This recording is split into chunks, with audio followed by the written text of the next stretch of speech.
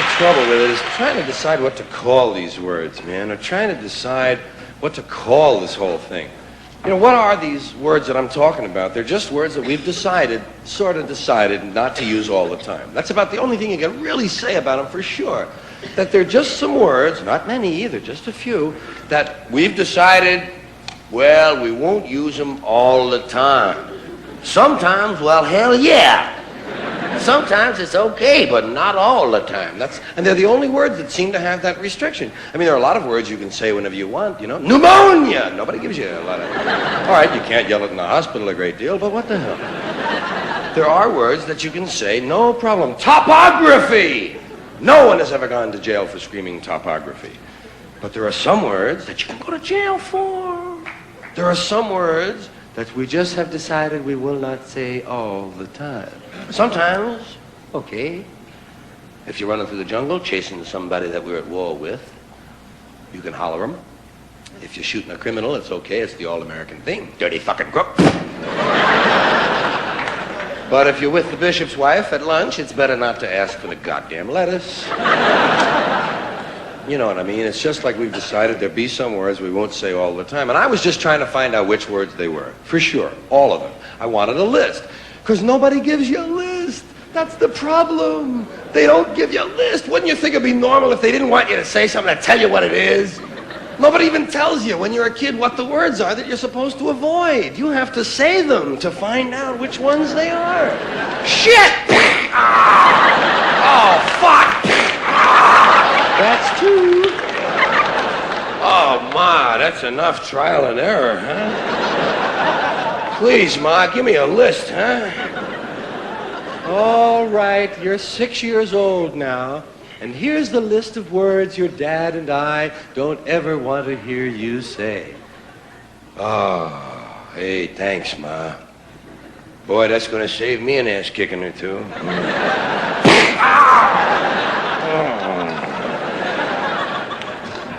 Yeah, you never know what's going to be on the list. Because it's always somebody else's list. You didn't make that up. Somebody told you that shit. They told you, better not say that. So you got to... And you don't know what's going to be on their list. God, people's lists even change from day to day. Some people on Friday night got a list, you know, about 2 or 3 words. Sunday morning, goddamn, they make 27 words on it. These are the same people 2 days later. Different list. So you got to kind of watch out what you're going to believe from them. The trouble is, I was trying to find out what these words might be. And I wanted to know the ones that you could never say on television. I mean the filthy words that are always filthy. There are a lot of these little two-way, double-entoned words that have 2 meanings, words that are okay part of the time. I call them like part-time filth. Some of these words, they're only 50% dirty. You have words like ass. Ass is hardly even a dirty word anymore, but it has a few meanings that you can't say on television. That's what I was talking about. What can you say on television? That's another one of those places where we can't use these words all the time. But some of them are all right some of the time. Ass is all right on television. You can say on television things like, well, you've made a perfect ass of yourself tonight. But you can't say, hey, let's go get some ass.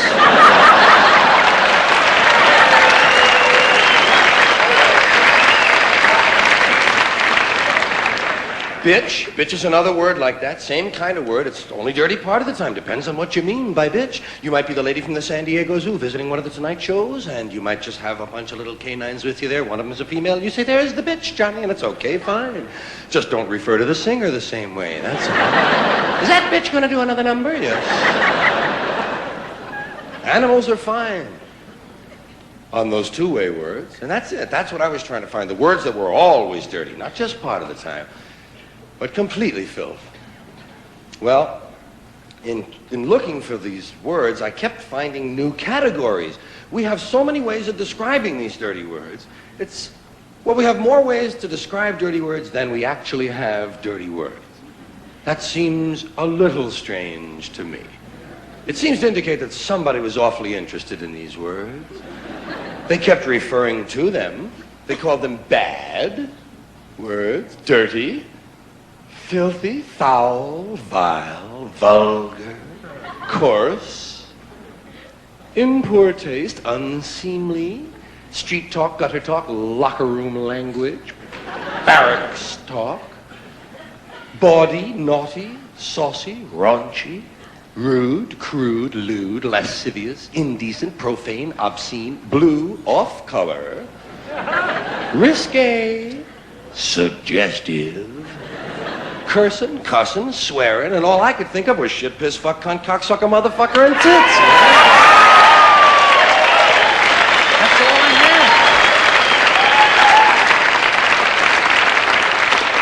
had. Shit, piss, fuck, cunt, cocksucker, motherfucker, and tits. That was my original list. I knew it wasn't complete, but it was a starter set, you know? Shit, piss, fuck... Yes, WBAI is the one who played them. Shit, piss, fuck, cunt, cocksucker, motherfucker, and tits. Now, that was the original list. We've added a few words since then. We've added fart, turd, and twat.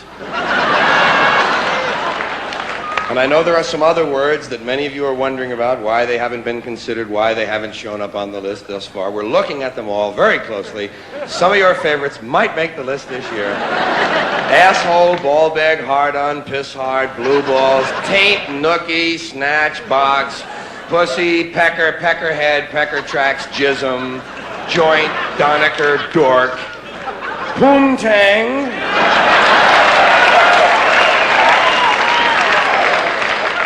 cornhole, and dingleberry. Dingleberry, a very popular word.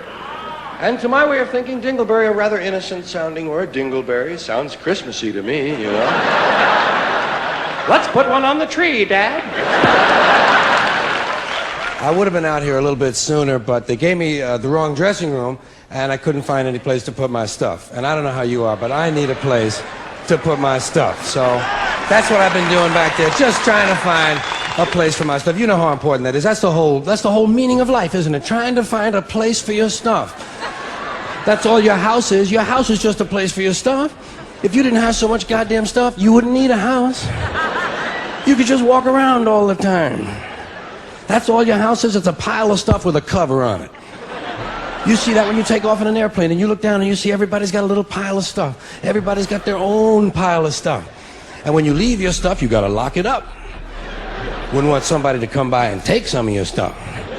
They always take the good stuff. They don't bother with that crap you're saving. Ain't nobody interested in your 4th grade arithmetic papers. They're looking for the good stuff. That's all your house is. It's a place to keep your stuff while you go out and get more stuff. Now, sometimes you've got to move. You got to get a bigger house. Why? Too much stuff. You've got to move all your stuff. And maybe put some of your stuff in storage. Now imagine that. There's a whole industry based on keeping an eye on your stuff. Enough about your stuff. Let's talk about other people's stuff. Did you ever notice when you go to somebody else's house, you never quite feel 100% at home? You know why? No room for your stuff. Somebody else's stuff is all over the place. And what awful stuff it is. Where did they get this stuff? And if you have to stay overnight at someone's house, you know, unexpectedly, and they give you a little room to sleep in that they don't use that often, someone died in it 11 years ago, and they haven't moved any of his stuff. Or wherever they give you to sleep, usually right near the bed, there's a dresser, and there's never any room on the dresser for your stuff.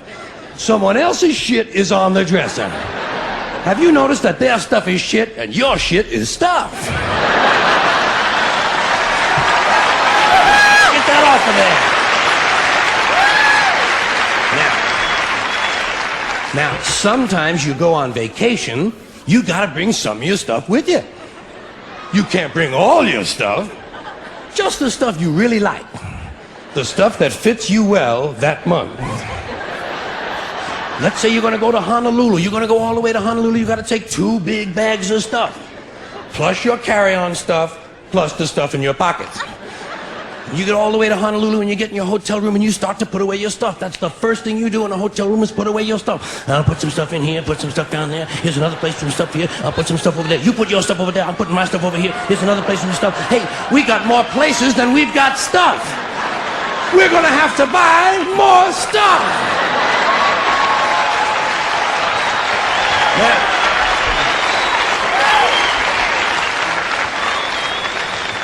And you put all your stuff away, and you know that you're thousands of miles from home, and you don't quite feel at ease, but you know that you must be okay because you do have some of your stuff with you. And you relax in Honolulu on that basis. That's when your friend from Maui calls and says, hey, why don't you come over to Maui for the weekend? Spend a couple of nights over here. Oh, shit, no. Now what stuff do you bring? Right, you've got to bring an even smaller version of your stuff. Just enough stuff for a weekend on Maui. And you get over, and you're really spread out now. You've got shit all over the world. You've got stuff at home, stuff in storage, stuff in Honolulu, stuff in Maui, stuff in your pockets. Supply lines are getting longer and harder to maintain. But you get over to your friend's house in Maui and they give you a little place to sleep, and there's a little window ledge or some kind of a small shelf, and there's not much room on it, but it's okay because you don't have much stuff now. And you put what stuff you do have up there. You put your imported French toenail clippers, your odor readers with the 45-day guarantee, your cinnamon-flavored dental floss, and your Afrin 12-hour decongestant nasal spray. And even though you're a long way from home, you know that you must be okay because you do have your Afrin 12-hour decongestant nasal spray. And you relax in Maui on that basis. That's when your friend says, hey, I think tonight we'll go over the other side of the island and stay at my friend's house overnight. Oh, shit, no. No! What do you bring? Now you just bring the things you know you're gonna need. Money, keys, comb, wallet, lighter, hanky, pen, cigarettes, contraceptives, Vaseline, whips, chains, whistles, dildos, and a book. There's some just plain old words that are sort of fun to think of or look at more closely than usual. Things like hot water heater. Have you thought of hot water heaters? Pardon me, I said I'd like to buy a hot water heater. What the hell for? Hot water doesn't need to be heated. You must want a cold water heater. How about a hot water cooler?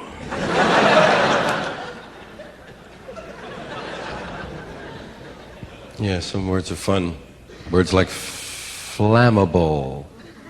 Flammable, inflammable, and non-inflammable.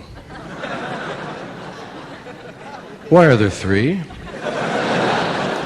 Does it seem to you as though two words ought to be able to handle that idea? I mean, either the thing flams or it doesn't flam. Now, flammable, that's the one that's on the side of the truck. Flammable. As if you're going to get out of your car at 60 miles an hour and smoke on his truck, right? Flammable. I found out the reason it says that on the truck is so that just in case you should be spinning out of control at 70 or 80, heading for the truck, you'll know what it was that happened, you know? I'd like to talk a little bit about baseball and football.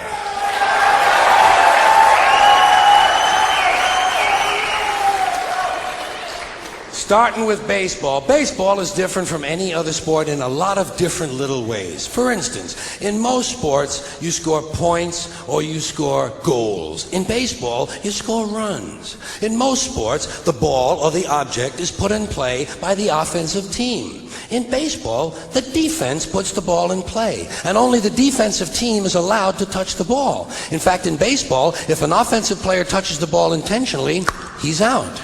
Also, most sports, the team is run by a coach. In baseball, the team is run by a manager. And only in baseball does the manager or the coach have to wear the same uniform the players do. Can you picture Bill Parcells in his New York Giants uniform? Now, baseball and football are different from one another in other kind of interesting ways, I think. First of all, baseball is a 19th century pastoral game. Football is a 20th century technological struggle. Baseball is played on a diamond, in a park, the baseball park. Football is played on a gridiron in a stadium, sometimes called Soldier Field or War Memorial Stadium. Baseball begins in the spring, the season of new life. Football begins in the fall when everything is dying. In football, you wear a helmet. In baseball, you wear a cap. Football is concerned with downs. What down is it? Baseball is concerned with ups. Who's up? Are you up? I'm not up. He's up. In football, the specialist comes in to kick. In baseball, the specialist comes in to relieve someone. In football, you receive a penalty. In baseball, you make an error. Whoops!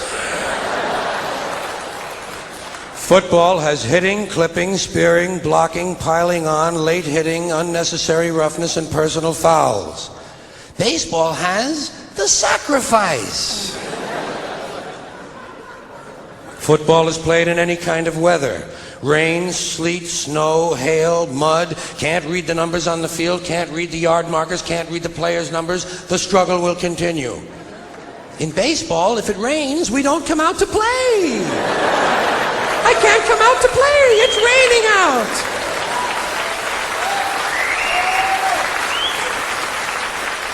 Baseball has a seventh inning stretch. Football has the 2-minute warning. Baseball has no time limit. We don't know when it's going to end. We might have extra innings. Football is rigidly timed and it will end even if we have to go to sudden death. In baseball, during the game in the stands, there's kind of a picnic feeling. Emotions may run high or low, but there's not that much unpleasantness. In football, in the stands during the game, you can be sure that at least 27 times you were perfectly capable of taking the life of a fellow human being. Preferably a stranger. And finally, the objectives of the two games are totally different.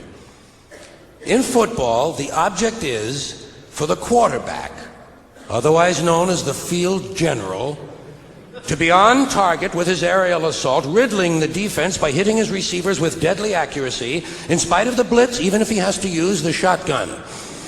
With short bullet passes and long bombs, he marches his troops into enemy territory, balancing this aerial assault with a sustained ground attack which punches holes in the forward wall of the enemy's defensive line.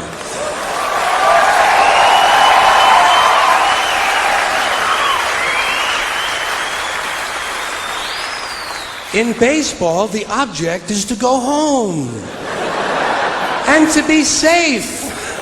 I hope I'll be safe at home. Safe at home. Hey, baby, what's happening? Que pasa? Que what you call your pasa? Al Sleet here, you hippy-dippy weather, man, with all the hippy-dippy weather, man. Brought to you by Parsons Pest Control.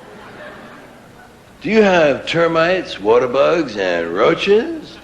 Well, Parsons will help you get rid of the termites and water bugs and help you smoke the roaches. Temperature at the airport is 88 degrees, which is stupid, man, because I don't know anybody who lives at the airport. Now, if you'll take a look at our national weather map, you'll see that we don't have one. So try to picture last night's map in your mind. Remember all the letters and lines, all them little numbers. The weather's dominated by a large Canadian low, which is not to be confused with a Mexican high. Tonight's forecast, dark. Continued dark tonight, turning to partly light in the morning. Oh, Al got out of the weather business when he realized he had given the final weather forecast. He had given the ultimate forecast. There was nowhere to go. You know, when there's nothing left to conquer in your field, hey, it's time to leave. And old Al had given the ultimate forecast. He told us, he said one night, that the weather will continue to change on and off for a long, long time.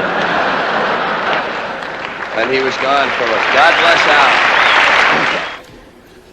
I love that dog. I've never seen him and I love him. He's gonna be wonderful when I meet that dog. Lots of people got lots of goddamn doggies. And you don't even have to have one to learn about doggies. Your friend might have a dog. It could be your friend's dog. That makes him your dog friend. You go to visit your friend, his dog is there, and you can pet him too. Hi, hello, how are you, Sneezy? You're wonderful. Hello, goddamn. And for that moment, he's your dog. So you can have someone else's dog for a while. Hi, he likes me. I think, oh my God, look at this doggy here. Goddamn doggies. Lots of things to know about them, too. Lots of things you learn. You don't know where always, and you can't remember. For instance, can you remember the first time you found out that by scratching a dog here, you could make this leg go like that?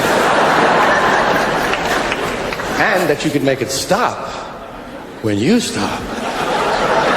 God damn. I'm in complete control of this dog. Or that you can make their head tilt from across the room just by making a funny noise. You go, and he goes, oh, look, honey, isn't he cute? Let's get his head fixed so he stays like that.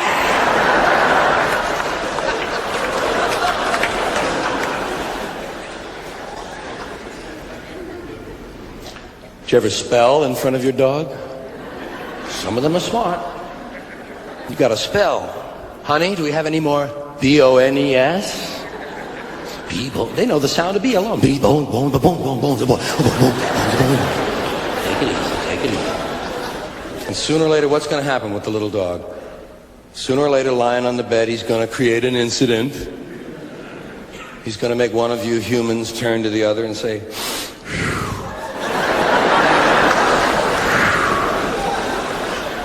honey, did you fart? Not me.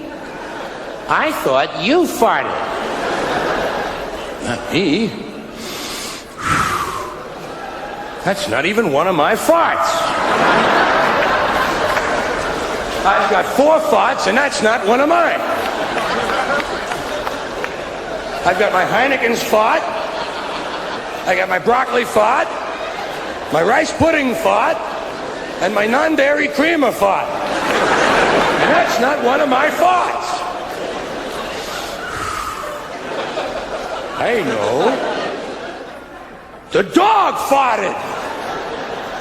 Tippy, why did you fart? Look at him. He knows he farted. I've seen his asshole open up.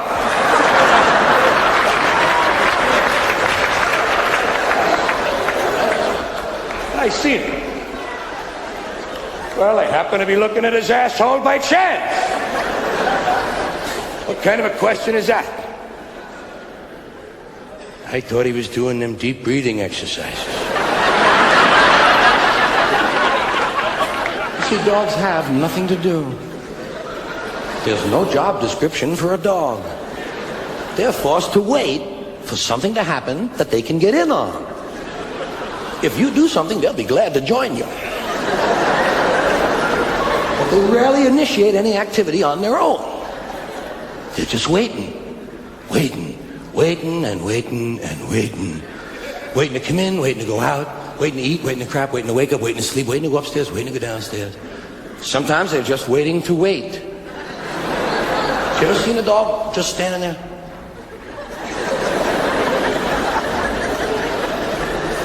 He don't know what he's waiting for. But if it happens, he'll be ready. Just a waiting and a waiting. Waiting for you to come home. They don't understand time. Dog doesn't know the difference between an hour and a half or next week. He thinks you're going to be gone forever.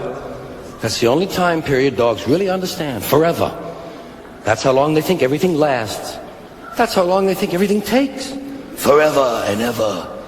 Did you ever scratch your dog behind the ears? Oh boy, they love that, huh? Oh boy, you're scratching your doggy behind the ears and he really loves that. And you're looking at him and everything. And when you finally stop, he looks at you like you're a criminal. He thought it was going to go on and on and on. Same thing when you feed them. As soon as they get finished, they say, where the fuck's the food? They thought it was the loaves and the fishes. It was going to last forever and ever. Dog don't know. They must think we're going to be gone forever. Otherwise, why would they act the way they do when we finally get home? Oh boy, oh boy, oh boy, oh boy, oh boy, oh boy, oh boy, oh boy, oh boy, oh boy, oh boy, oh boy, oh boy. I thought you were never going to come home. I thought you were never going to come home. I thought you were never going to come home. I thought you were never going to come home. I didn't know what to do. You know what? I didn't know how to operate the can opener. How do you operate the can opener? I didn't know what to do, man. What do you push it down? I couldn't think of it. You know what? You know what I did? I took a can of dog food and I rolled it down the hill and hope a truck ran it over. That's all I can think of, man. Ooh. Really hungry. I mean, they'll do that if you even just forgot your hat. You come back in 8 seconds. Oh boy, I thought you were never going to come home. I thought you were never going to come home. I was going to eat the bird. I couldn't find the bird. Where the fuck's the bird? And you ate the bird. Will you stop it? I was just here. Dog don't care. He'll do whatever's next. He don't know what's next, but he'll do something. They'll do two things in a row that don't go together. You ever seen a dog walking through a room and suddenly he stops and chews his back for 18 minutes? And then when he's finished chewing, as if it were scheduled for right then, of course. And when he's finished, he doesn't even know where it was he was going to go. Where was I going to go? Oh, shit. Oh, I think I'll go over here. Oh, this is nice over here. I think I'll keep coming over here. He'll give you that doggy look. Give you them eyes, you know, to have such a great expression. Almost human. Sometimes we say that. Isn't he? Look, he looks almost human, Dan. They do, you know. They look like they know something about your mother. They're not willing to mention it right away. They're just looking at you like they got a trig problem they can't quite solve. There's a sad look in their eyes. All the sadness in the world is right in the eyes of a dog. Did you ever do this? Look right into your doggy's eyes and think of something really sad. And it'll look like it's happening to your dog. Strangest thing. They look at you like that. You know why they have so successful a look? Because they got eyebrows. Dogs have eyebrows. Or at least little ridges that pass for eyebrows. They got little things that they can manipulate. Just like we do. Oh, please. Please, Daddy. One more treat. Cats can't look at you like that. Cats don't look at that. Cats look at you coldly as if they're testing new eyes.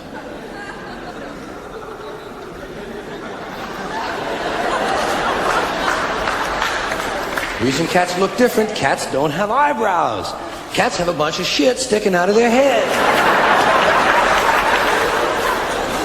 They thought it was going to be an eyebrow, but it didn't work out. Let's not tell them. They think it's an eyebrow. It's just a bunch of shit sticking out of their heads.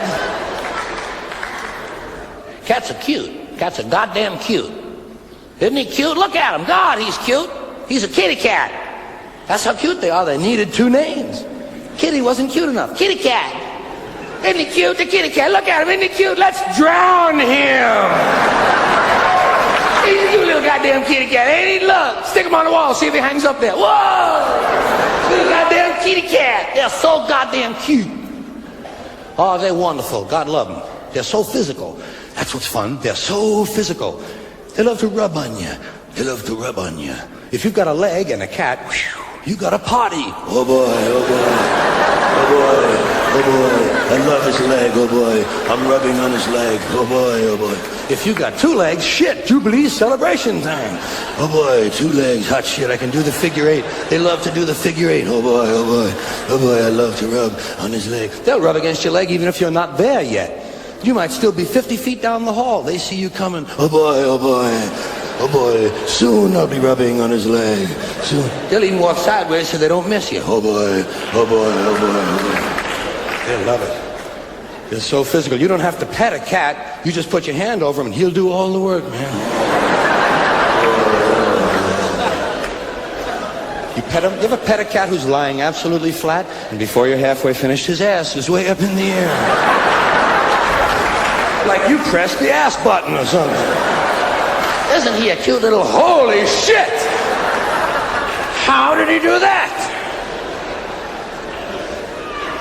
Then they jump on your chest and put their ass right in your face. Here's my ass, Dad. Check this ass, huh? And while they're showing you their ass, they give you some of this stuff.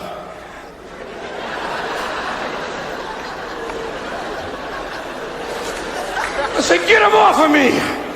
Jesus, I hate that. I don't even know what it is, and I don't like it. Look like they're into some bad drug. There's one other quality cats have, which I admire. Cats don't accept blame. They don't embarrass at all. A cat does something dumb, you never know it by looking at him. Dog knocks over a lamp, you can tell who did it just by looking at the dog. Not the cat. Cat doesn't accept any blame. Cat moves along to the next activity. What's that? Not me. Fuck that. I'm a cat. Something break? Ask the dog.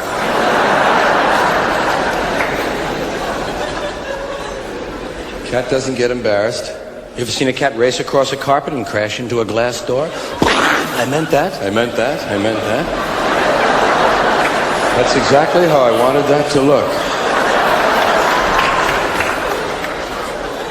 Fucking meow. Fucking meow. Fucking meow. That's what they say when they get behind the couch. Cat's too proud to let you see him suffer. But you look behind the couch and you'll find your cat recuperating from a domestic accident. They got little slings and walkers, you know. Tried to make the window from the lamp.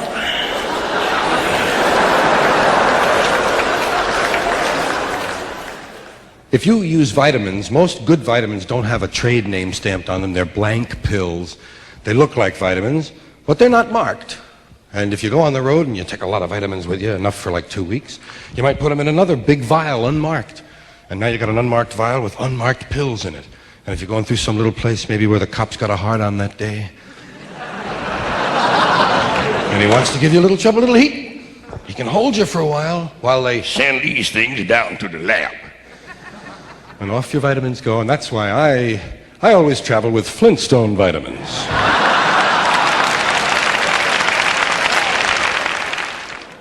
So the words, as I say, shit, piss, fuck, cunt, cocksucker, motherfucker, tits, fart, turd, and twat. Now, motherfucker came off the list immediately. The first day, in fact, I had a call from an English language purist. Some guy had to talk, you know, he got on the phone. He tells me I have a duplicate on my list. I have a duplication.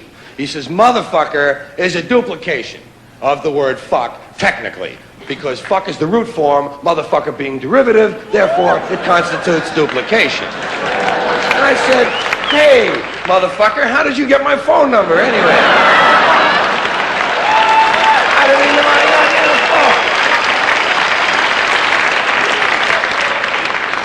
phone. I said, look, man, it may be derivative, but you still can't say it. Still can't say motherfucker on TV, can you? He said, no, but you can't say fucky, fucking, fuckola, fuckaroony, or fuckerino either. Well, I said, yeah, that would crowd up my list something awful. So I just struck that motherfucker away. Struck it from the list. Motherfucker was gone. Now the list was shit, piss, fuck, cunt, cocksucker, tits. Shit, piss, fuck, cunt, cocksucker, tits. Doesn't it sound like something's missing? Does it sound like an old friend is gone? Shit, piss, fuck, cunt, cocksucker, tits. Remember the old rhythm? Shit, piss, fuck, cunt, cocksucker, motherfucker, tits. Cocksucker, motherfucker, tits. Cocksucker, motherfucker, tits. Cocksucker, motherfucker, tits. Now, shit, piss, fuck, cunt, cocksucker, tits. It falls apart. It isn't going anywhere. And by now, cocksucker is the dominant word on the list. Previously, with motherfucker on the list, cocksucker was somewhat balanced out. They were the only multisyllabic words on the list. But now, cocksucker stands alone. Shit, piss, fuck, cunt, cocksucker, tits. And who knows, maybe it doesn't belong either. After all, motherfucker turned out to be a ringer. Let's take a look at cocksucker. See if this one belongs. We'll divide the word cock and sucker from each other, those words. Sucker isn't dirty. Sucker, it's suggestive as hell. But it isn't dirty. And cock, that's not dirty all the time. That's one of those words that's only partly filthy. Cock, if you're talking about the animal, it's perfectly all right. They used to read that to us from the Bible in 3rd grade. And we would laugh, man. Cock is in the Bible. Remember the first time you heard about a cockfight? What? No.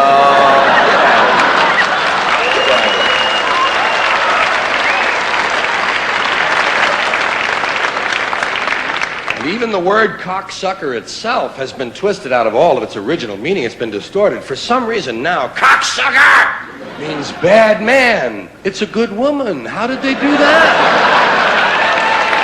How did they do that?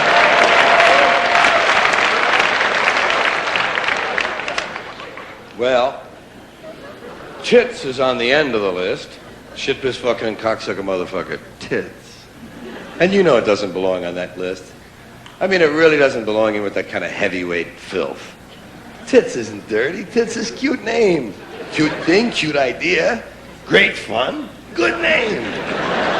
Tits, hey, Tits sounds like a friend. It sounds like a nickname, doesn't it? Hey, Tits, come here, man. Hey, Tits, I want you to meet Toots. Tits, this is Toots. Toots, Tits.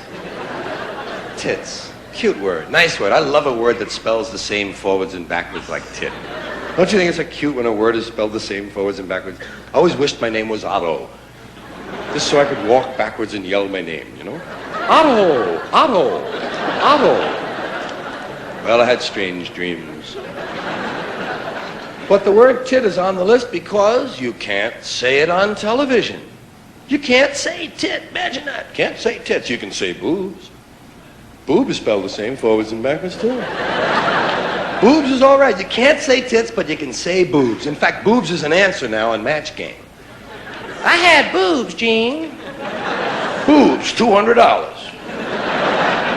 Tits, $200 fine, maybe. You can't say tits. You can say teats. Teats is all right, providing you're on at 5 in the morning and a cow is your guest. But you can't say jugs and you can't say knockers, you know. That's right, Danny. Pull on the cow's knockers. Right, grab a knocker in each hand, attaboy. Now alternate knockers. Good deal. Can't say that. Tits.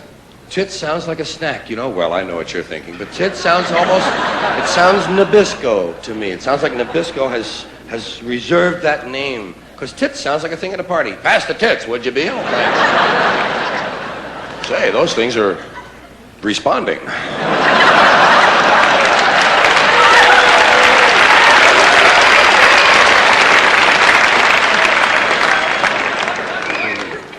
Well, shit, piss, fucking, toxic, motherfucker, tits, fart, turd, and twat. Fart is like tit. It's one of those words that isn't that harmful. You know, it's just a cute kind of thing. Well, farts can be a little harmful. It depends on who's cooking. But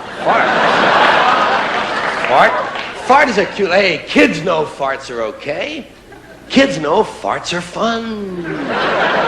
Farts are shit without the mess. Wow. Yeah. Same funny sound, same vile smell, no fuss, no muss.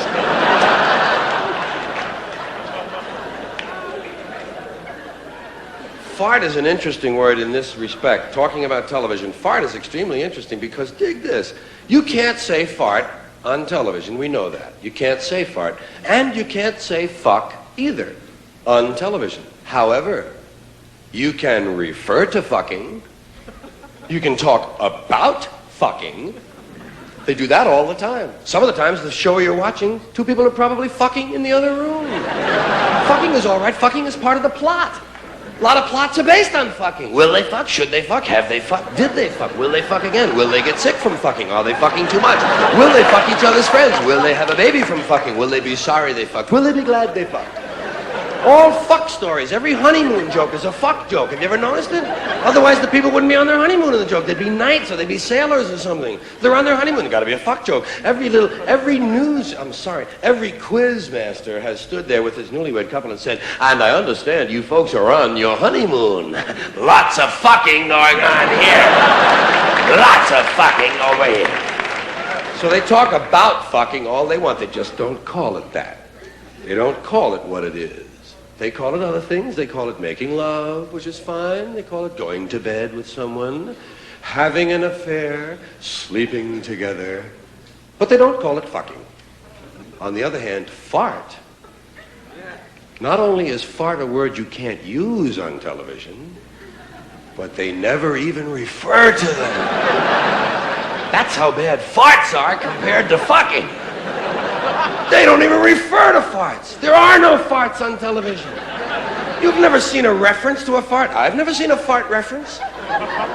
No, wouldn't you think that by now one guy would have gone, Do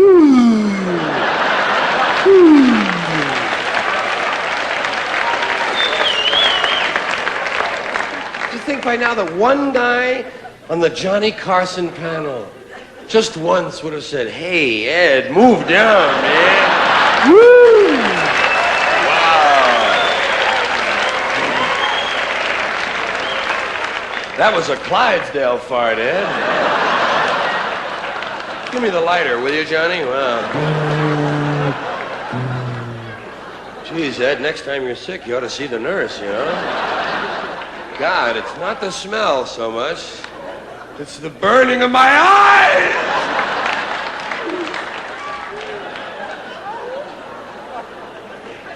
Well, we might live to see that. You never know. Remember when you were a kid? Maybe you were a little boy child like me, out on short pants, maybe sitting in church. Sitting on a wooden bench in church in the middle of the summer with short pants. You got to fart, you know. And it's up to you. You got to work out a little maneuver that's called the one-cheek sneak.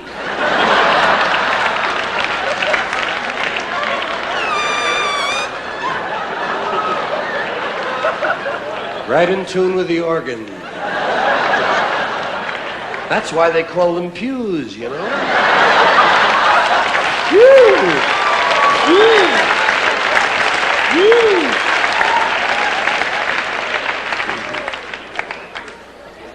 Did you ever notice that your own farts smell okay?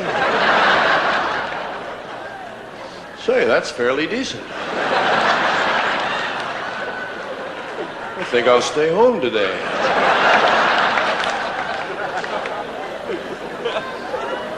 Do some reading in the closet.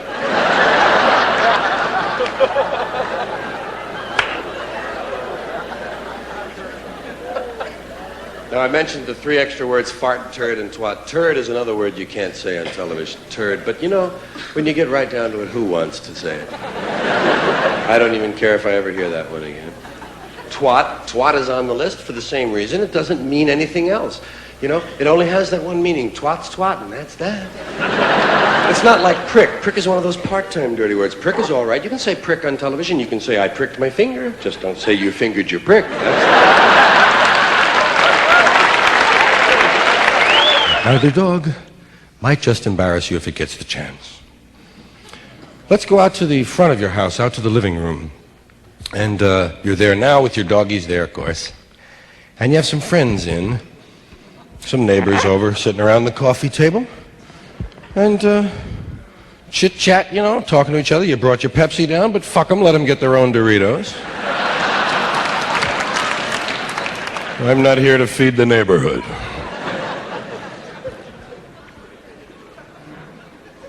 And everybody's sitting around, and the dog is licking his balls.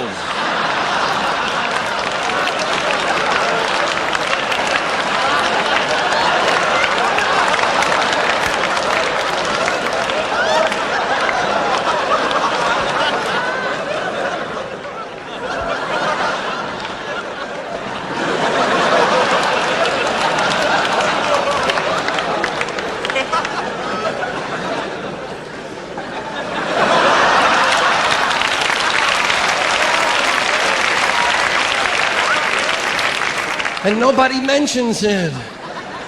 Spectacular thing going on there. If I could reach, I'd never leave the house, man. Are you kidding me?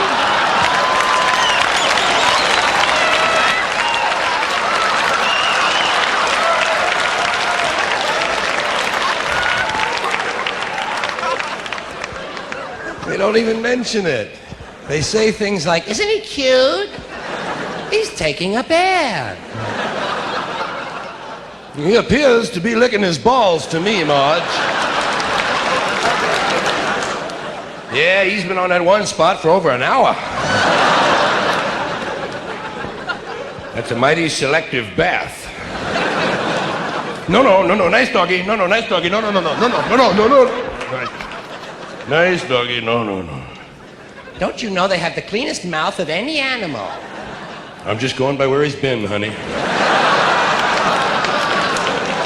I am not a chemist. I don't have a nice day anymore. I don't bother much with that. I think I'm beyond that now. I think I've outgrown the nice day. I think I've had my share. Why should I be hogging all the really nice ones? Let somebody else have a few. Of course, everybody still wants me to have one. Everybody wants me to have a nice day. Have a nice day. Yeah. You want to give me my fucking change, please? I'm triple parked. Some of them are really insistent. I said have a nice day! All right, goddammit, all right, I'll give it a shot. That's the trouble with have a nice day. It puts all the pressure on you. Now you've got to go out and somehow manage to have a good time. All because of some loose-lipped cashier. Have a nice day. Maybe I don't feel like having a nice day. Maybe, just maybe, I've had 116 nice days in a row. And I'm ready, by God, for a crappy day. I'll never hear that. Let him wish one of them. Hey, have a crappy day. Thank you, and to your wonderful family as well. Crappy day. Hey, that'd be easy. It's no trouble at all. A crappy day. Just get up. There's no planning involved for a crappy day. I know what it is that bothers me about that whole thing. It's the word nice. It's just a weak word. Doesn't have a lot of character, you know. Nice. Isn't he nice? Oh, he is so nice. And she's nice, too. Isn't that nice? How nice they are. I don't care for that, you know. It's like fine. Here's another word. How are you? Fine. Bullshit!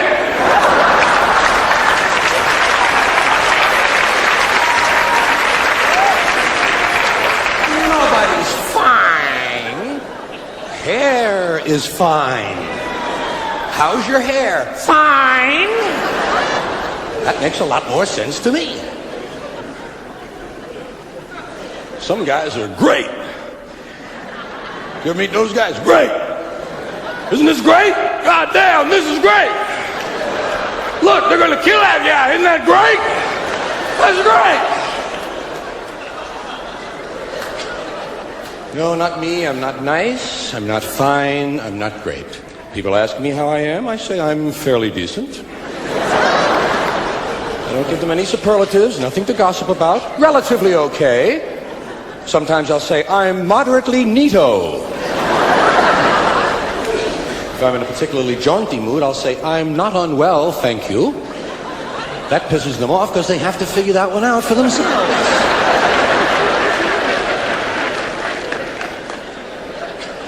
So,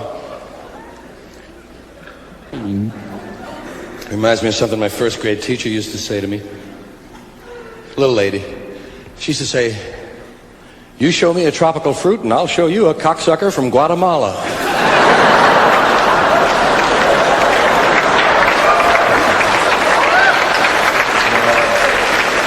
No, that was someone else. That was someone else. Sometimes I go like this. but then I stop. This has been one of those times.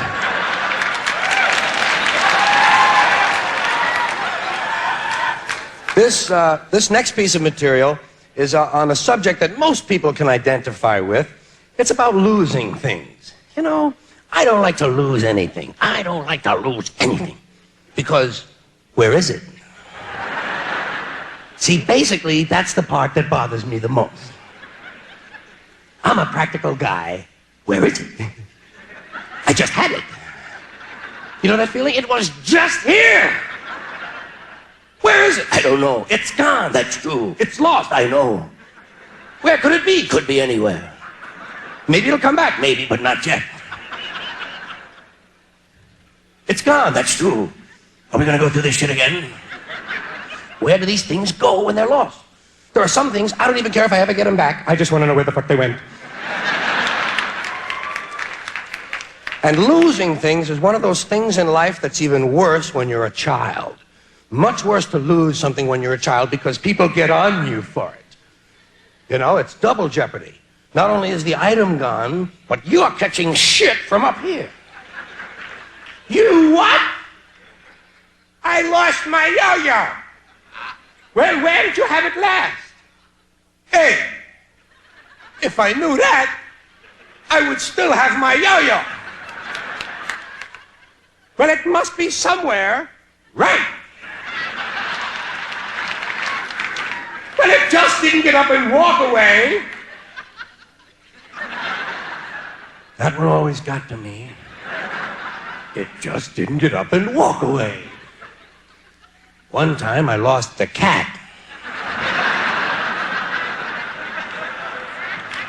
It just got up and walked away. And she actually started to say it. Well, it just didn't get up and... Hey, Ma, I think you figured this one out. Where do things go when they're lost? You know what I think? I think there's a big pile of things somewhere. I think there's a big, constantly changing pile of things that are lost. You lose something, whoosh, it goes to the pile. Then you say, oh, look, there it is. Right back from the pile. And you didn't even know there was a pile. And where is the pile? In heaven, of course. Has to be in heaven. That's the first thing that happens when you get to heaven. They give you back everything you ever lost. That's the whole meaning of heaven. You get back everything. Here you are, 79 pairs of sunglasses, 212 cigarette lighters, 4,983 ballpoint pens. And here's a jockstrap we found on the Golden State Freeway. It appears to have mule hoof prints and chocolate sprinkles on it. Must have been quite an evening. Yes, you get back everything. You get back well, not everything. You don't get the big things back. Good judgment, that never comes back. Your tonsils, your appendix, they keep those for display purposes. Virginity, you don't get that back because you were in such a big hurry to get rid of it in the first place. But you do get all your wallets. You get back every wallet you ever lost. No cash. It's just like Earth. Right. They keep the money as a prayer offering. Speaking of heaven, you know what else they have in heaven? They've got a special room for every balloon that ever got away. Yeah, next time you see a balloon drifting off by itself, relax. Soon it will be with its friends in the balloon room off the main hall in West Heaven. And that makes me happy. You know why? Because I'm a balloon guy.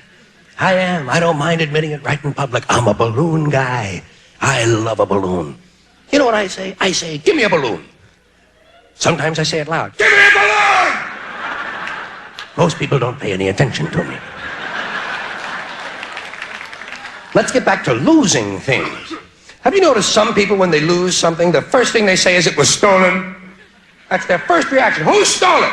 It's an ego defense. They can't stand the fact that they might have been stupid enough to have lost something. Had to have been stolen. Even if it's something that nobody would really want. Hey! Hey!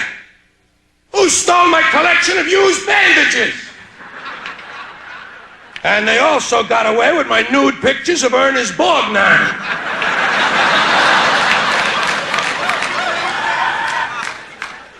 Did you ever notice this when you've lost something? That the longer you look for it, the stranger the places get that you're looking? You look at the strangest goddamn places after a while. You have to. Why? You've already looked in the easy places.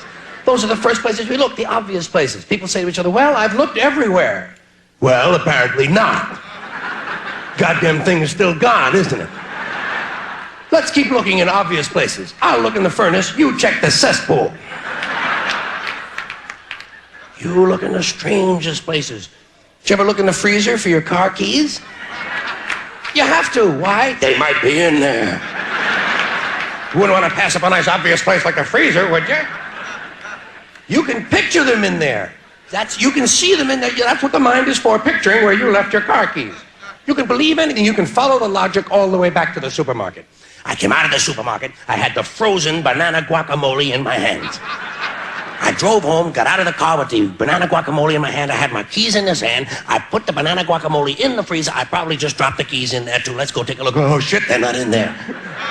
I could have sworn I left those keys in the freezer. And hey, who stole the banana guacamole? You look in the strangest goddamn places. Do you ever find yourself looking in a suit you haven't worn in 10 years for something you just had 20 minutes ago? You have to. Why? 6 more pockets. Wouldn't want to pass them up, would you? Or else you wouldn't be able to say, I've looked everywhere. By the way, while you're in the closet, check the watch pocket of your grandfather's World War I uniform. You just might have handed him the keys before the Battle of Verdun. Here's another thing happens when you're looking for something. Do you ever notice that you'll be looking for something, you might be out in the garage, and every now and then you'll go back and look where the thing ought to be? You'll go right from the garage, you'll walk back and look in the top drawer. Nope, not back yet. You're convinced that St. Anthony will bring those keys back while you're in the goddamn garage. And of course, if you're looking for car keys, your pocket is one place where you have to look at least 600 or 700 times. You wear out the cloth in your pocket. Oh, geez, I had them. They were right here, you know. And I usually I'll put them in here. See, I get out of the car. I have them. Hold on. See, now then, hold on. No, usually, see, now, hold on. Wait a minute. Wait. No. But maybe I'd sneak up on them. No, they're not in there. I don't know what the hell I did with them, man. I had them, you know. Hold on. What? Maybe they fell upwards. And stuck to some bubble gum. Hold on. Maybe for the first time in my life, I dropped them down near my balls. No. Well, your imagination runs away with you. Well, those are easy things. Car keys, those are common. Sometimes it's an unusual item that's missing, like the couch. Did you ever come home and the goddamn couch is gone? Where's the couch? I don't know. It's gone, that's true.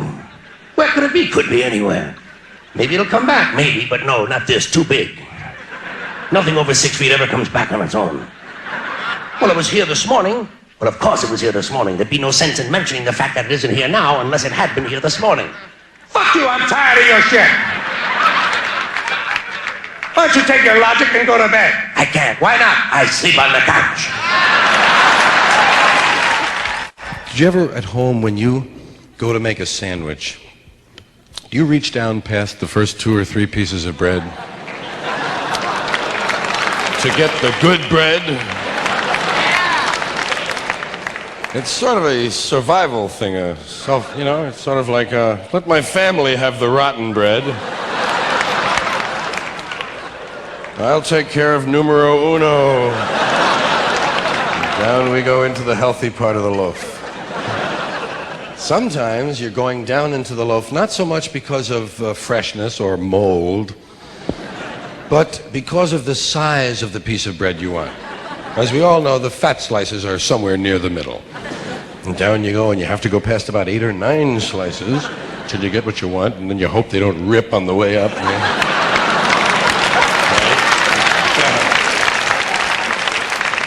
And just before you get them out, the top 8 slices go boom and fall the other way.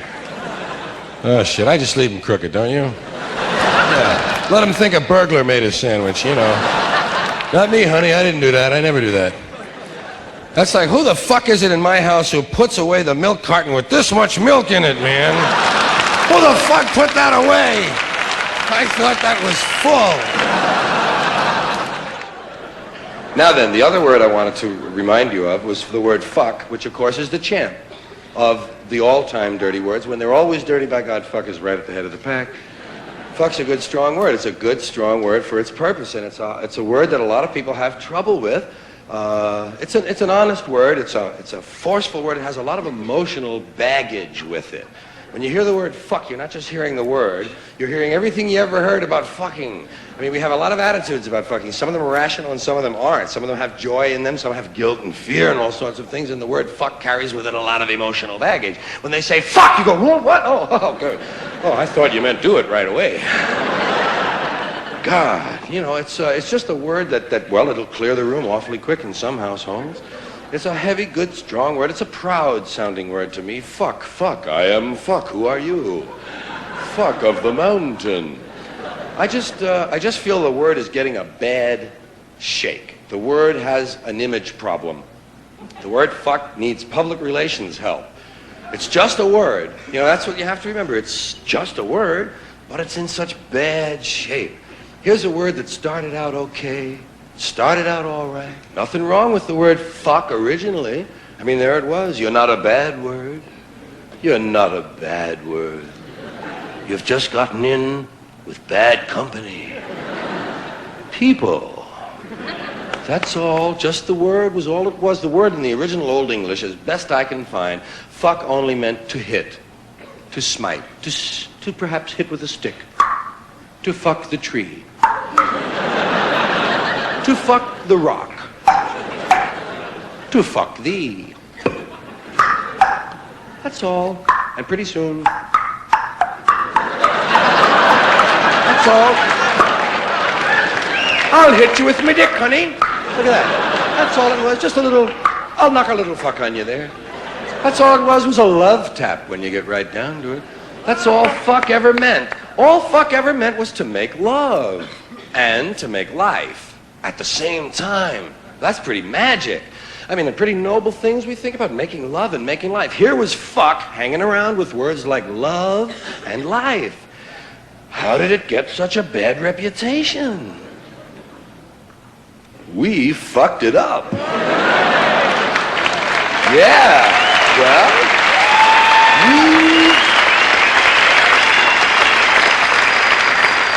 we put the aggression back into the word. Fuck you! Fuck you, you fuck! Fuck you, you fuck! Who the fuck you think you're fucking with? Some kind of a fuckhead? Fuck you! Who the fuck you think you're fucking with? Me? Don't fuck with me, I'll fuck over you. You fuck with me and you'll get fucked, you fuck! Don't fuck with me, I'm the fucker! Don't fuck with the fucker! God! It sounds like combat, man. It's got an awful lot, there's an awful lot of hostility in the way that word is used. There's an awful lot of aggression going down in the name of fucking. Imagine that. The word make love, not war. Someone pointed it out finally. They made it very clear for us. Make love, not war. I wish I had thought of that phrase, you know? I really would have been very happy with myself if I had thought of that one. Man, I would have retired the same day. I would have left my car at the red light, man. And I say, that's it, folks. I'm going to the beach. You got it. Make love, not war. Well, I didn't think of it. But I do have my own phrase. Make fuck, not kill. It's not as graceful a phrase, but I'm not looking to retire either. It's fuck.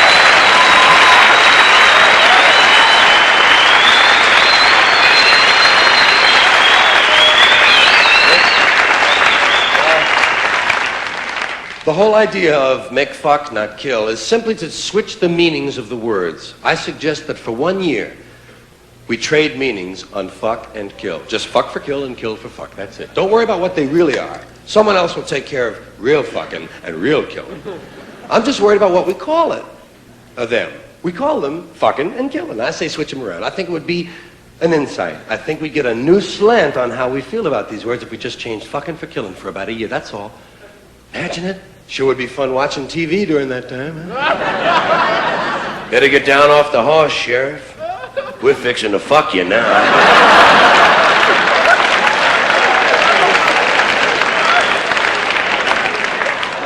Mad fucker still on the loose.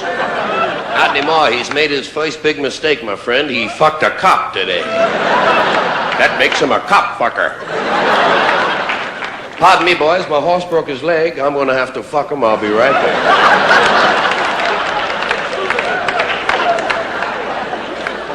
Shamu, the fucker whale.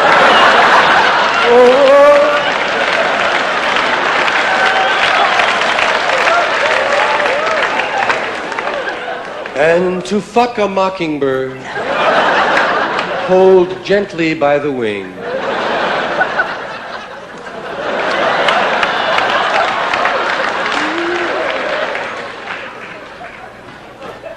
So all I'm trying to suggest is that fuck you can be a positive phrase. If you hear it from across the street, fuck you, okay.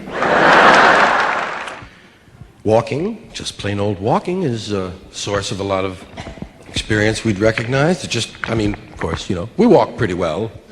Humans got it down pretty good, wouldn't you say? Hello there. Hi, Dan. Look at this, still walking.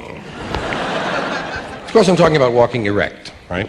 Homo erectus, or whatever he was. This dude, because it's one of the few things that separates us from the lower animals, walking and hats, right? Rarely see a lower animal with a hat, and if he does, chances are a man put it on him, But there are some animals that walk erect for short bursts. You've seen them,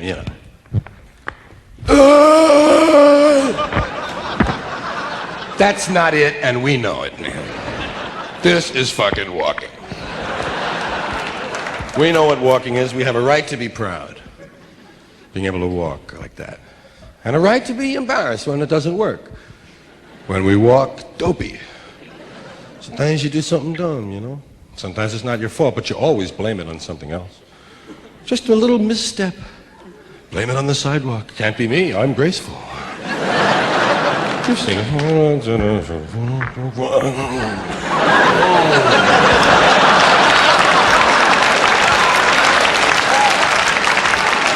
Not me, fucking boulder in the road.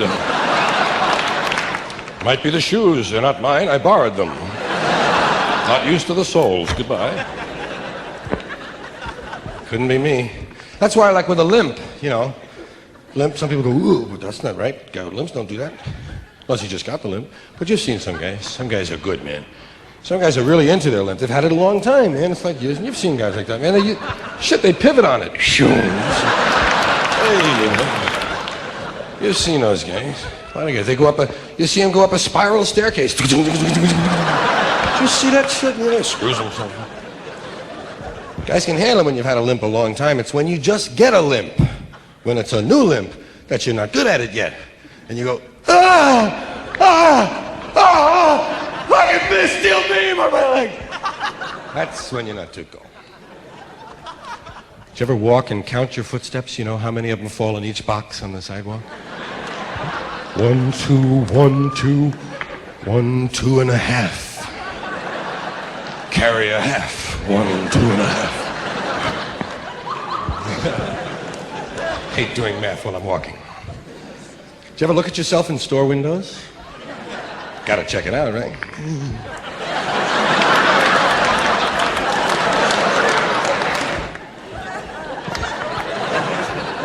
Trying to see your profile? Never see it. Sometimes you're walking up the stairs and you think there's another stair.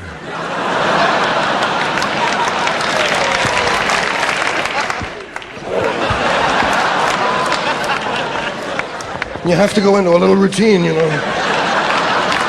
Throw them off. Hi there, hi. Good thing stereo's on mezzanine. Sometimes you're going down the stairs and you think there's another one.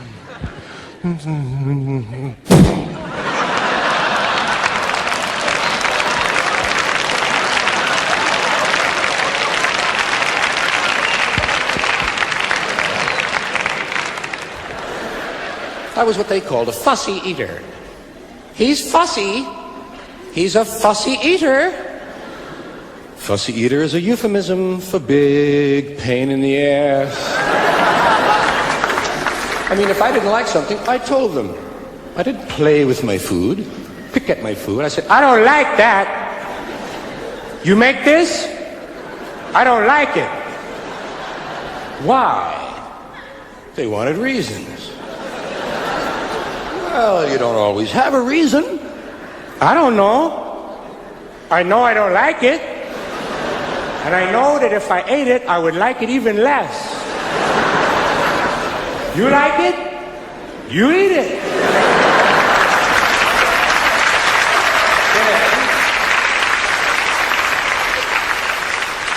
Then they would try to corner me with logic. How do you know you don't like it? If you've never even tried. It came to me in a dream. Some things don't look right. I don't like that, Ma. Don't look right to me. Did you make that? Is there a picture of it in the cookbook? I bet it don't look like that.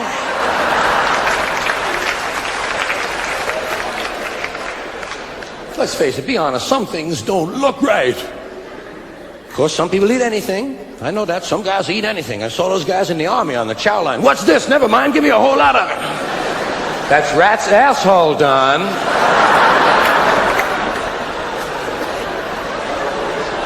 Well, it certainly makes a hell of a fondue. Don't look, I don't eat anything I don't recognize immediately. If I have to ask questions, fuck it, I pass, you know? Tomatoes don't look right either. On the outside, they're fine. Tomatoes look lovely on the outside, but you look inside a tomato and something is wrong. Something has gone afoul inside of a tomato. It doesn't look right, you know? It doesn't look like it's finished yet, for one thing. It looks like it's in the larval stage or something. There's thousands of seeds and a whole bunch of jelly-looking stuff.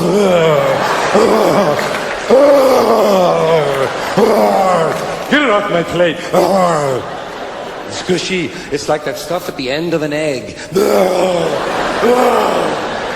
And I know it's not the end of an egg. It's the beginning of a chicken. It's hen come.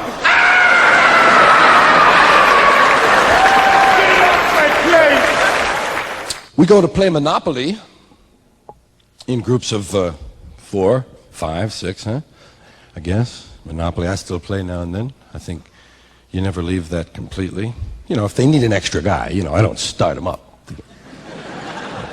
Come on, okay, put me in up. Because I was never very good at it, you know. I didn't do very well. I have a couple of railroads, you know. Not a complete asshole. I have a couple of railroads, snap up Baltic Avenue as soon as that became available. How much is that? 60? Let me have that, mother. About the best thing I'd ever have would be, maybe one piece of property in the light blue series. Oriental Avenue, nothing on it, of course. Maybe an excavation.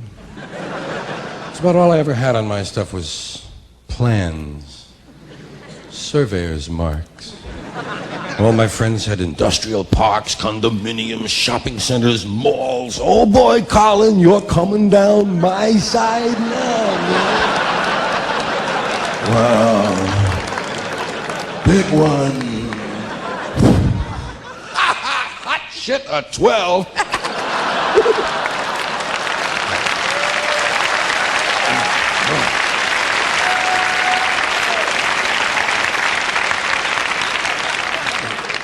Of course, you can't move your token till you remember which one you had.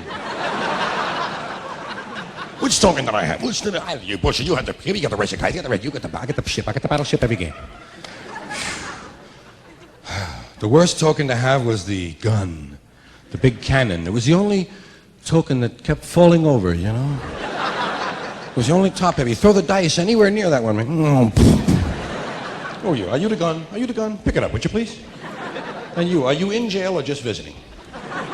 Okay, well, put the car on the outside if you're just visiting. Huh? Some guys cared. That's right. That's why they won. I never won. I was always in there at the end, though. The end of the game, because I'd have all the $1 bills, man. Sure, 1,500 in singles, and they needed me to make change, man. For all their filthy deals. No, I wasn't that good at the game. I would land on chance all the time. Constantly landing on chance. Try to buy it. You're getting more fights trying to buy a chance. 2, 3, 4, 5, 6, 7, 8, 9, 10. Chance. Little man with a hat.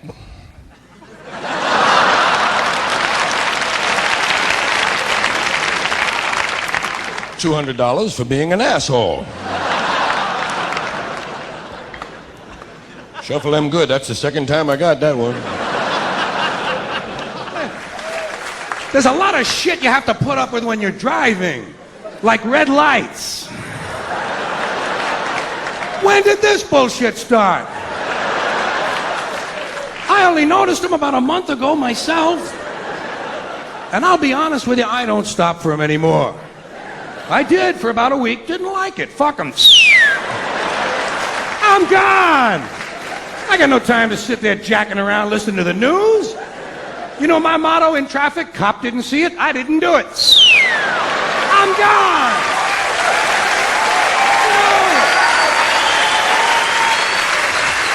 Hey, I haven't hit anybody yet. Haven't hit anybody. I've had a few people behind me hit each other, but hey. That's not me, that's back there. Me, I'm gone. And I'm getting a whole lot better mileage. Especially in town. God damn, them sidewalks come in handy, don't they? Well, what are they gonna do if they catch me? Give me a ticket? You know, that's the big fear in some people's lives. Ain't this a bitch? Might get a ticket. You know how to handle a ticket by now, don't you? You gotta be firm with the policeman. Be firm with that policeman. Policemen respect strength. While he's writing out the ticket, you gotta flash him a whole lot of bad looks.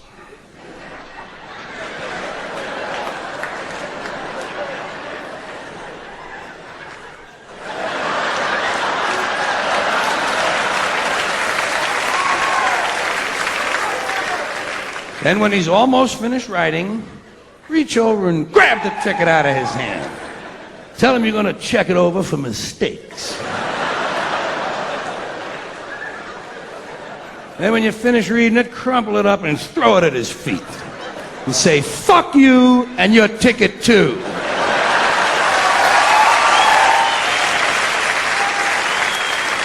You asshole in a hat. Can't you see I have enough garbage on the floor of my car already? Without another worthless piece of paper from the state?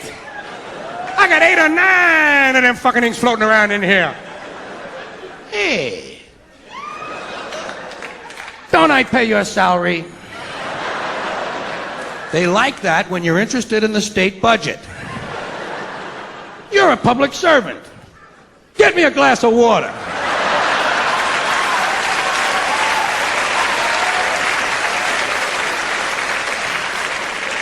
You pin-headed prick! You're holding me up, Jack. People are waiting for me at a party. I got a trunk full of heroin. Get the fuck out of my way, will ya? Tell them it's your car. Tell them it's your car and you do what you goddamn want with it. See, I own this car. My name is on the pink slip. I do what I want, and I own the highway too. That my taxes paid for that. They're both mine. I own the highway and I own the car. I own everything, goddammit! He'll be glad to hear that shit. That's what they like, people who know their rights. That way they don't have to read them to you on the way downtown to the maximum security penitentiary where you'll spend the rest of your life with no conjugal visits. Except from some big guy you don't want one from. Well, I get pissed, goddammit! There's a lot of shit you have to put up with when you're driving. Like these jogger assholes. I've killed 3 of the motherfuckers myself. 3. I have killed 3 jogger assholes. Out. I'd have a few more, but I don't always kill them. Sometimes I just toy with them, you know? I pull up in my car, and with my right front tire, I pull the sneaker off their heel.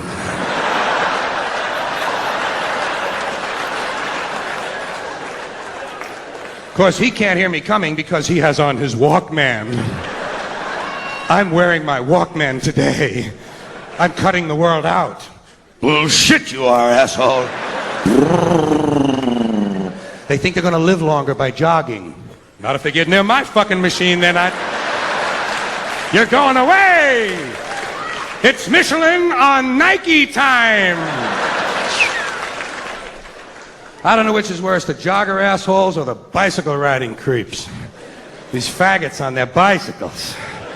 And they got special little hats, you know, they have special little hats to protect their special little heads.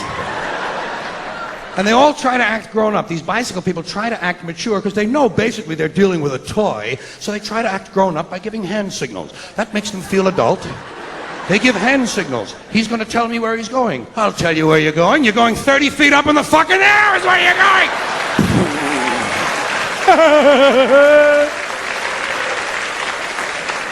Back on the sidewalk with the rest of the children. Does your mother tell you to keep your toys in the yard? Well, I get pissed, goddammit! There's a lot of shit you have to put up with when you're driving.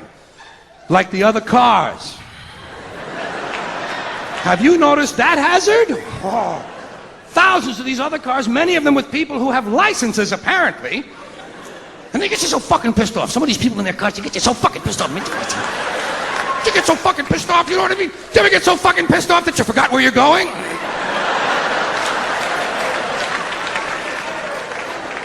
Because you got behind someone who isn't going anywhere either?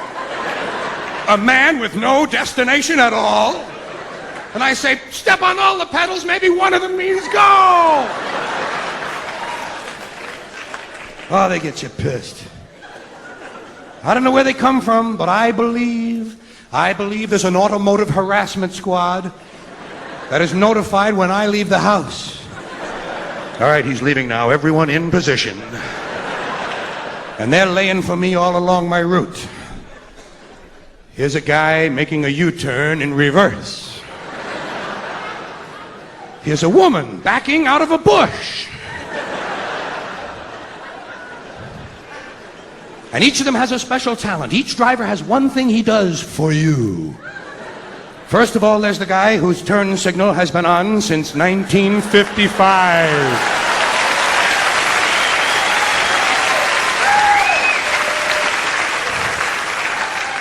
Then there's his opposite. That's the guy who doesn't put his turn signal on until he's finished the turn. He's going to tell you where he was. Then there's the guy behind you at night whose brights are on. He has his brights on in case you want to read. Well, I just happen to have a copy of Ivanhoe with me.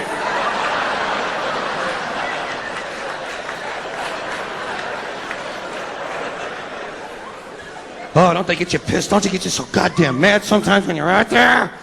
Some of them especially. Here's one you know. Here's a feeling you'll recognize immediately. You ever been behind somebody on like a 2-lane road or something? Somebody you cannot get around. You've been behind him already for like 18 minutes and you want to get somewhere and he's not moving at all. And did you ever get so pissed off that all you want to do now is catch up with him to see what the fuck he looks like?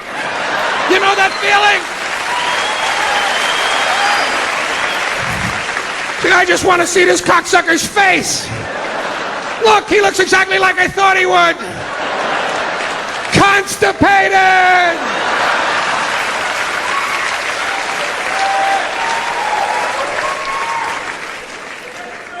Cars to watch out for.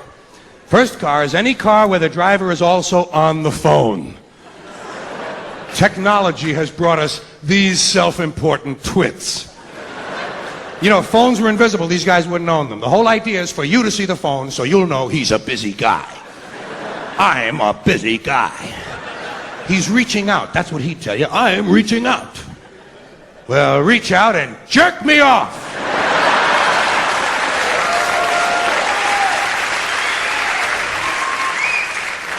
Then there's these people who want you to go ahead of them. This courtesy bullshit that's going around. See, I don't think it's real courtesy. That's why I don't like it. It's a bogus, it's a counterfeit generosity. Everybody wants me to go first. You, go ahead, please. Go. Even when I leave the house in the morning, there's a guy there at 7 a.m. waiting for me. I'm waiting for you to come out so you can go first. Go ahead, go. I think it's a post-Vietnam guilt syndrome of some kind. You know, America has lost its soul, so now it's going to save its body. It's like the fitness craze in this country. Well, it doesn't work that way, you know what I mean? Doesn't work that way. And I'm sitting in the driveway. I know I'm sitting there. I'm stuck. It looks like I'm stuck, but I'm not asking for any help. I'm not asking for anything. Just sitting there. And some yo-yo, some putz, some world-class, high-tech, state-of-the-art yo-yo who hasn't had a generous thought since St. Swithin's Day slams on his brakes, kills 3 people behind him, and doesn't ask me to go, tells me to go. You, go.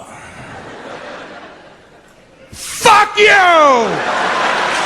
You go! I like it here. I come here all the time. You go. And then when he goes, crash into him. And if he gets out to complain, say, hey, you said to go. Thank you all very much. Have a good time. Good night, Kelly. Good night, Kelly. See you all later. Thank you. Appreciate it.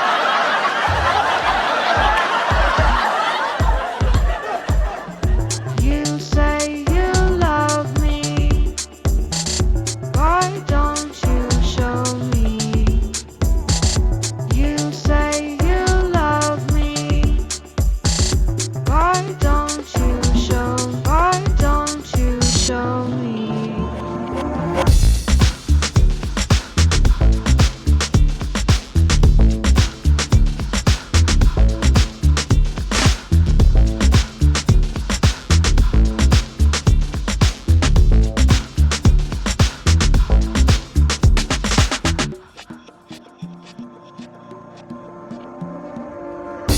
You say you love me. Why don't you show me?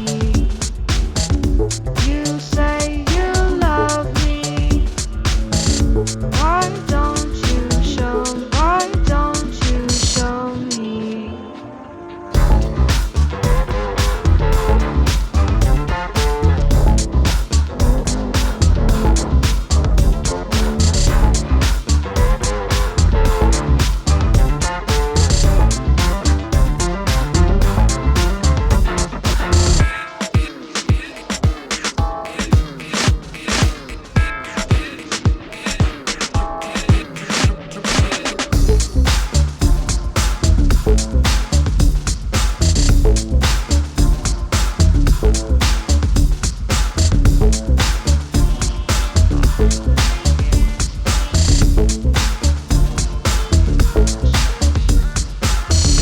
You say you love me.